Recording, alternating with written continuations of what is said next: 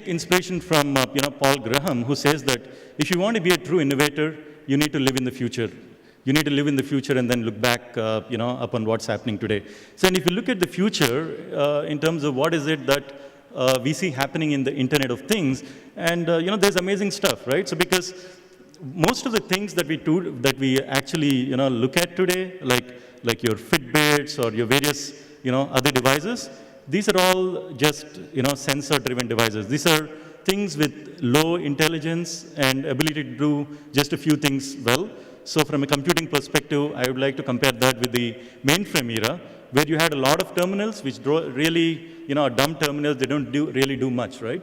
So that's the first generation of devices that we see today. The next generation of devices are going to be devices which have a lot more autonomous capabilities, right? So a lot more computing capabilities.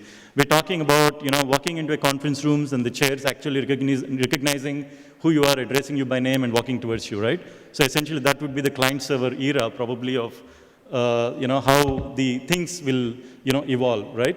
And then we're already seeing that with products like, let's say, the autonomous car being developed by Google and Tesla, and now a lot of automobile companies. A product that has its own intelligence, right?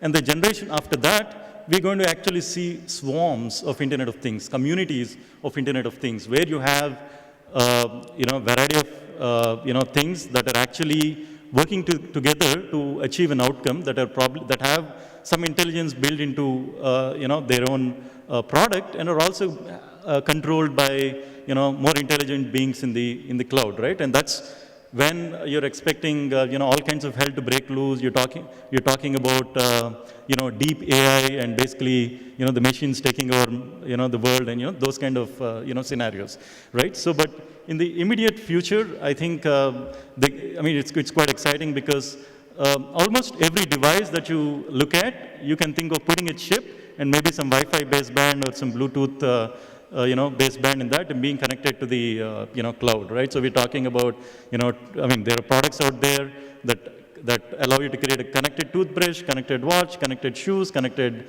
spectacles, connected glass, connected plate, everything. There's actually real products that are funded, a lot of PR around them doing all these exciting things, right? And that opens up great possibilities because you need a completely different processors, you need completely different kind of routers, you need completely different internet scale architectures to be able to handle that.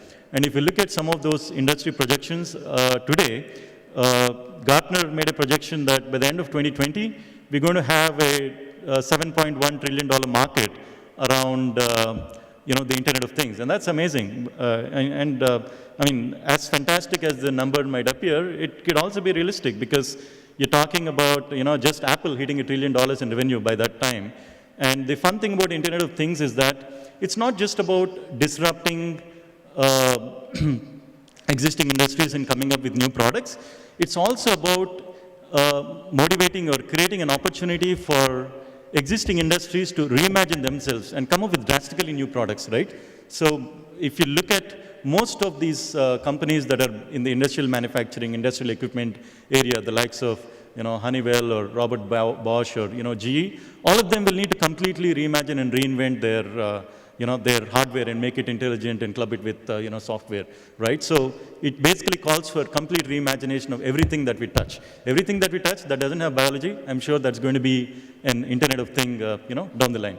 So with that overview, we'll leave it to the the panel. And so my first question to the panel is going back to the theme about looking, basically living a few years ahead into the future. So, what do you guys imagine will happen in the future in the next 3 years from an Internet of Things, perspective? So we can start with, Ayappa and then